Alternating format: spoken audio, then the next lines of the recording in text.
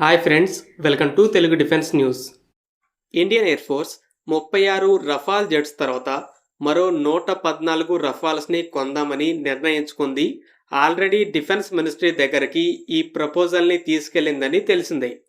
అయితే latest ANA report defence ministry ఈ 3-4 రోజుల్లో ఈ డీల్ గురించి ఒక హై లెవెల్ మీటింగ్ జరపబోతున్నట్టు చెప్తుంది.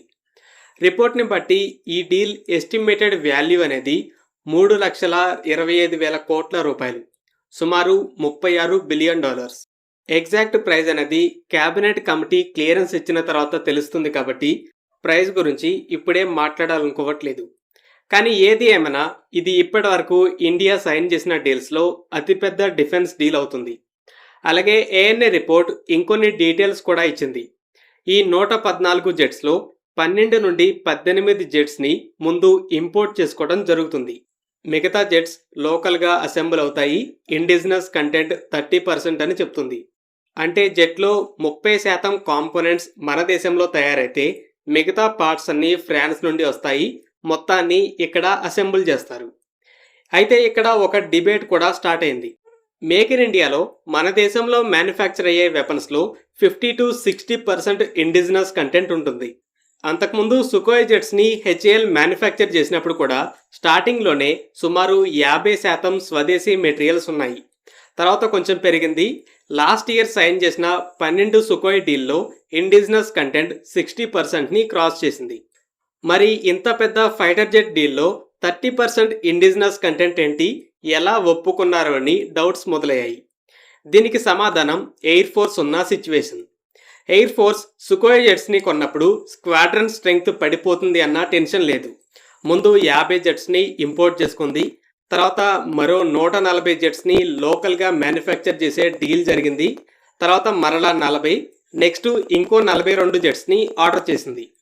అయితే రీసెంట్ ఇయర్స్లో ఎయిర్ ఫోర్స్ అలా పెద్ద లెవెల్లో జెట్స్ని కొనలేదు. ఎంఎంఆర్సీఏ టెండర్ ఫెయిల్ అయింది. తర్వాత ఎంఆర్ఎఫ్ఏ టెండర్ ప్రాసెస్ కూడా లేట్ అయింది. దీనివల్ల ఇన్కమింగ్ జెట్స్ కంటే అవుట్ గోయింగ్ జెట్స్ అంటే రిటైర్ అయ్యే జెట్స్ స్పీడ్ ఎక్కువైంది. స్క్వాడ్రన్ నెంబర్స్ వేగంగా పడిపోతున్నాయి. సో జెట్స్ అర్జెంటుగా కావాలి.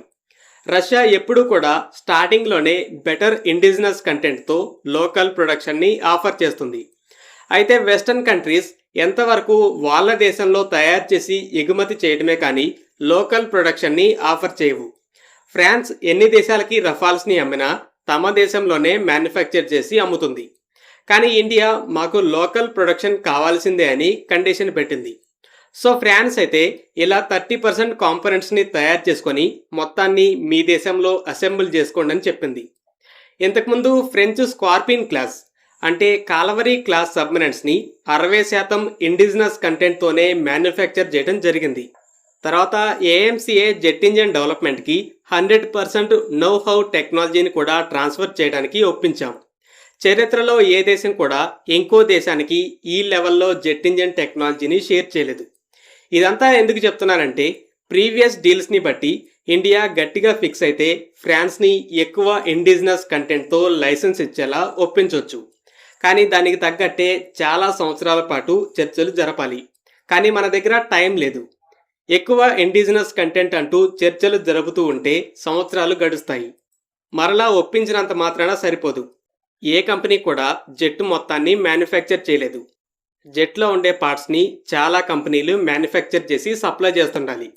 ఫస్ట్ మన దేశంలో ఒక్కో పార్ట్ని ఇలా ఏ కంపెనీ మ్యానుఫ్యాక్చర్ చేయాలి అని ఆ పార్ట్నర్స్ని ఐడెంటిఫై చేయాలి. వాళ్ళు పార్ట్స్ని మ్యానుఫ్యాక్చర్ చేసి ఫ్లైట్ సేఫ్టీ స్టాండర్డ్స్లో ఉన్నాయని సర్టిఫై అవ్వాలి. ఇలా చాలా ప్రాసెస్ ఉంటుంది. ఎంత ఎక్కువ ఇండిజినస్ కంటెంట్ కావాలి అంటే ప్రొడక్షన్ స్టార్ట్ అవడానికి అంత లేట్ అవుతుంది. సో ఫ్రాన్స్ని ఒప్పించడానికి టైం పడుతుంది. ఒప్పించినా కూడా ప్రొడక్షన్ కూడా లేట్ అవుతుంది. మన దగ్గర ఈ ప్రాసెస్లో స్టక్ అయ్యేంత టైం లేదు అని 60% కాకపోయినా 30% ఓకే అని కాంప్రమైజ్ అయి ఉండొచ్చు. జెట్స్లో 3 కేటగిరీస్ ఉంటాయి: light weight, medium, heavy weight. Heavy వెయిట్లో Su-30 జెట్స్ కావాల్సిన సంఖ్యలో ఉన్నాయి. ఆ 12 జెట్స్ డెలివరీ అయితే నెంబర్ మరలా 270 అవుతుంది. తేజస్ జెట్స్ని కూడా సరిపడా నెంబర్స్లోనే ఆర్డర్ చేసింది. Total number around 220. అయితే మీడియం కేటగిరీ మల్టీరోల్ జెట్స్ ప్లేస్ని కూడా మరిన్ని తేజస్ జెట్స్తో ఫిల్ చేయలేము. ఆ కేటగిరీలో ఉండే Tejas mark 2 AMCA jets ready అవ్వడానికి చాలా టైం పడుతుంది. సో ఈ మధ్యలో ఆ రోల్ని ఫిల్ చేయడానికి 114 రఫాల్స్ మనకి అర్జెంటుగా కావాలని ఎయిర్ ఫోర్స్ చూస్తుంది. నెగోషియేషన్స్ పేరుతో ఇంకొన్ని ఇయర్స్ వెనక్కి నెట్టే టైం లేదు. అసలు రఫాల్ అని నిర్ణయం తీసుకుందే ఆపరేషన్ సింధూర్ తర్వాత. 6 నెలలు తిరిగేసరికి ఇలా estimated value, local production percentage లాంటి డీటెయిల్స్ వచ్చాయంటే ఈ డీల్ ఎంత ఫాస్ట్ ట్రాక్ మోడ్లో వెళ్తుందో కూడా అర్థమవుతుంది. ఈ డీల్తో ఎయిర్ ఫోర్స్ రఫాల్ నెంబర్స్ అనేవి 150 అవుతుంది. ఫ్రెండ్స్, ఈ వీడియో మీకు నచ్చినట్టయితే లైక్ చేయండి.